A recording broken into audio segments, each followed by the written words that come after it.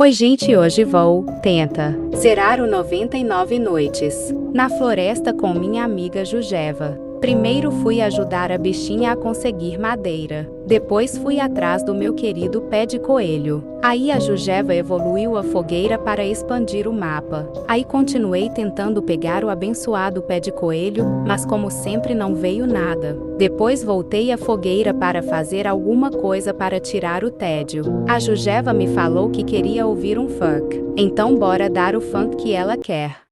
Emocional, mas não vou por conta, sou belo, vou viver a minha vida da sua.